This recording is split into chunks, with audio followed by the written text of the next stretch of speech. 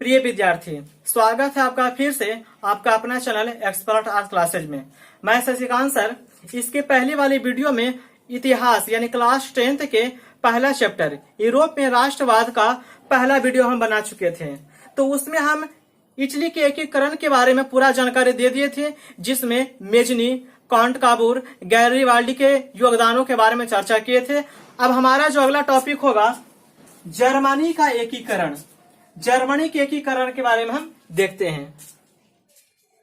Germany का एकीकरण के दौरान जर्मन क्षेत्रों में समान प्रतिक्रियाएं चल रही थी, जो एक साथ संपन्न हुआ था। यानी कह सकते हैं जर्मनी के एकीकरण और इटली के एकीकरण दोनों साथ ही साथ हुआ था, यानी 1871 ईस्वी में। अब हम सबसे पहले जर्मनी के एकीकरण की बाधाएं के बारे में देख लेते हैं। तो इसकी बाधाएं क्या क्या था, तो देखिए, सबसे पहला बाधा था 300 छोटे बड़े राज्यों में विभक्त होना। यानी कह सकते हैं कि जर्मनी जो था पहले छोटे छोटे राज्यों के रूप में 300 में विभक्त था। दूसरा इसका बाधा था उत्तरी जर्मनी में प्रोटेस्टेंट तथा दक्षिण में कैथोलिक का होना। और तीसरा जो था बाहरी शक्ति में प्रसा और ऑस्ट्रिया का हस्तक्षेप होना। तो ये 3 कारण था जर्मनी का एकीकरण की बाधाएं। अब हम जर्मनी के कुछ ऐसे हिस्से के बारे में देख लेते हैं। जर्मनी के देश में अलग अलग सामाजिक, राजनीतिक और धार्मिक नियमों से चला करते थे, लेकिन वहां के लोगों में एकीकरण की भावना जागी, जिसमें कलाकारों, किसानों, चित्रकारों और शिक्षकों ने भाग लिए। इसमें व्यापारी परेशान होकर के एक संस्था थी जिसका नाम था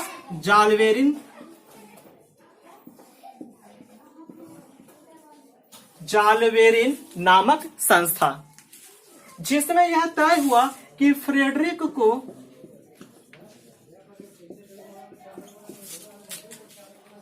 शासन दिया जाए। लेकिन फ्रेडरिक ने इस प्रस्ताव को अस्वीकार कर दिया और लोगों में तनाव हो गया और जर्मनी के एकीकरण रुक गया। फिर फ्रेडरिक की मौत के बाद विलियम को शासक बनाया गया। किसको? तो विलियम को।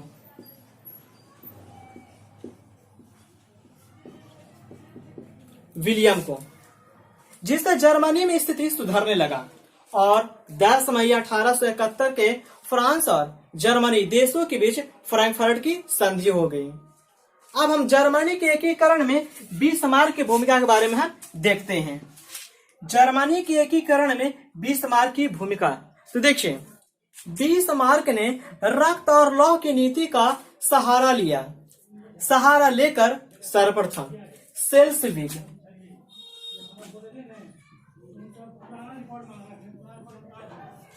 हॉलस्टीन के राज्यों को लेकर के डेनमार्क पर आक्रमण कर दिए।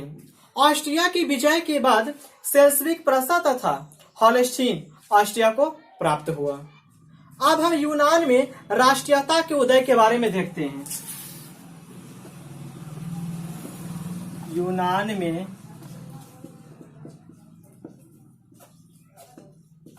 राष्ट्रीयता का उदय।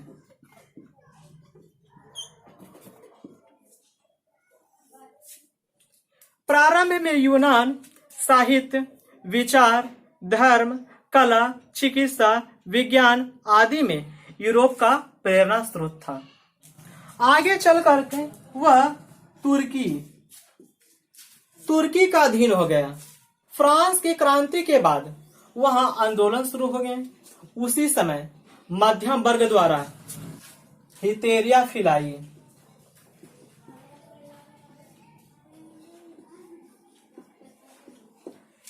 फिलाई नामक संस्था गठित की गई, जिसका उद्देश्य यूनान को अलग कर स्वतंत्र करना था। इसमें इंग्लैंड के महाकवि लॉर्ड वायरन, उस महान कवि का नाम क्या है? लॉर्ड वायरन शहीद हो गए और अंत में 1832 ईस्वी को यूनान में स्वतंत्रता की घोषणा हो गई। तो इस प्रकार जर्मनी के एकीकरण पूरा हुआ।